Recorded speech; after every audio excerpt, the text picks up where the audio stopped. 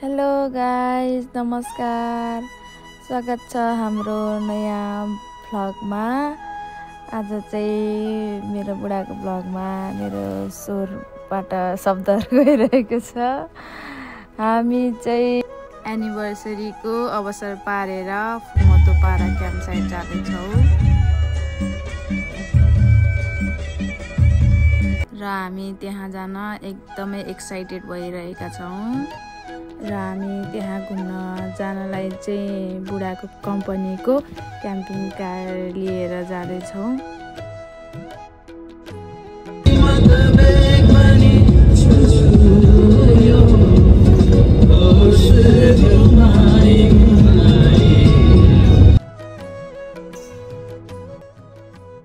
केही समयको यात्रा तय गरिसकेपछि फुजीसान देखिन थालिसकेको थियो। एकदम नजिकबाट हिमाल देखिरहेको थियो, मनमोहक दृश्य। र हामी चाहिँ फुमोतोपारा क्याम्प साइट पुग्नु अगाडि चाहिँ फुमोतोपारा क्याम्प साइट नजिकै रहेको एउटा प्राकृतिक झरना हेर्न जाने निर्णय गऱ्यौँ।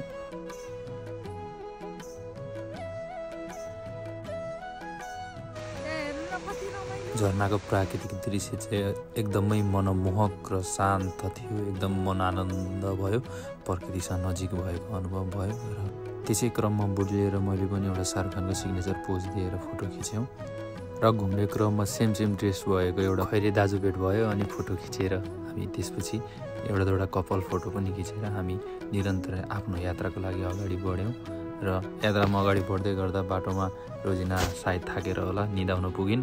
करिब आधी घन्टाको ड्राइभिङ पछि हामी चाहिँ हाम्रो मेन स्पोट फुमोतोपारा क्याम्प साइट पुग्यौँ। तपाईँहरू देख्न सक्नुहुन्छ, यो चाहिँ फुमोतोपारा क्याम्प साइट हो। केही समय आराम गरिसकेपछि भोक लागिसकेको थियो, त्यही भएर हामीले चाहिँ लिएर आएको खाना थियो र हामीले खाना खायौँ। पेट पूजा गरिसक्दाखेरिको समय करिब बेलुकाको समय सुरु भइसकेको थियो। वरिपरि फुमोतोपाराको माहौल यस्तो थियो। फुजी हिमाललाई चाहिँ एकदम नजिकैबाट निहाल्न पनि सकिन्थ्यो। करिब बेलुका भइसकेपछि हामी चाहिँ आगो बाल्नतिर लाग्यौँ। झमक्क साँझ परिसकेको थियो, सबैले आफ्नो तयारी गर्न लागेका थिए। झलमल्ल बत्ती बलेर वरिपरि फराकिलो दृश्य देख्दाखेरि एकदम रमाइलो महसुस पनि भइरहेको थियो।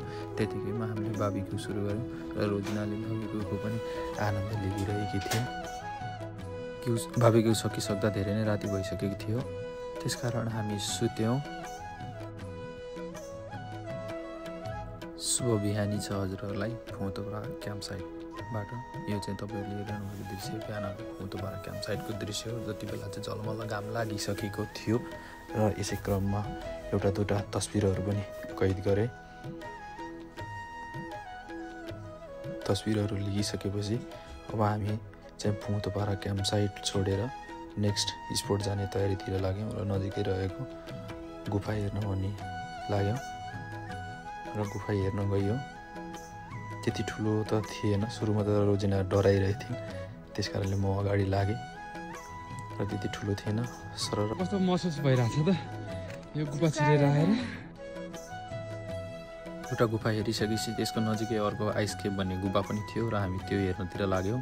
अघिको भन्दा यो गुफा चाहिँ ठुलो थियो अनि जान पनि गाह्रो, तर मान्छे धेरै हुनुहुन्थ्यो। कतिपय ठाउँमा त बसी हिँड्नुपर्ने जस्तो ठाउँ पनि थियो। र भित्र अवलोकन गरिसकेपछि हामी त्यहाँबाट बाहिर निस्क्यौँ र बाहिर निस्किसक्दाखेरि रोजिना चाहिँ एकदम थाकेको जस्तो फिल गरिरहेकी थिइन्। गुफाको अवलोकन गरिसकेपछि हामी त्यसपछि अगाडि बढ्यौँ र नजिकै रहेको पोखरी हेर्न गयौँ, जुन चाहिँ सानो साइजमा गाउँको बिचमा थियो। एकदम रमणीय, एकदम रमाइलो, मान्छेहरू तर एकदम धेरै नै हुनुहुन्थ्यो। विशेष गरेर फरेनरहरू बढी हुनुहुन्थ्यो। एकदम रमाइलो लाग्यो र हाम्रो माहौल यताउति हेर्दाखेरिको माहौल एकदम राम्रो थियो। मान्छेहरू उत्तिकै धेरै हुनुहुन्थ्यो र यो पनि फुजी माउन्टेन नजिकै रहेको थियो र त्यहाँ पनि एउटा दुईवटा फोटो लिएपछि हामी चाहिँ आफ्नो यात्राको निरन्तरताको लागि अगाडि बढ्यौँ र अब पालो रहेको थियो टोकियो फर्किने गर्दा बाटोमा चाहिँ एउटा रामेन सप देख्यौँ, जुन चाहिँ एकदम मिठो होला जस्तो थियो। त्यस कारणले हामी चाहिँ भित्र गयौँ र रोजिनाले चिउमन गरिन्। उनले आफूलाई चिउमन गरेको चाहिँ ठिकै साइज थियो, तर मैले चिउमन गरेको साइज चाहिँ एकदम ठुलो थियो, जसको नाम फुजिसान यामामोरी थियो। र मैले चाहिँ एकदम मिहिनेत गरेर बल्ल सकाएँ। ल रामेन खाइसकेपछि चाहिँ हामी करिब 2 दिनको यात्रा चाहिँ हामी भिड मारेर टोकियोतिर फर्क्यौँ। भिडियो हेरिदिनु भएकोमा मनैदेखि धेरै धेरै धन्यवाद। By by.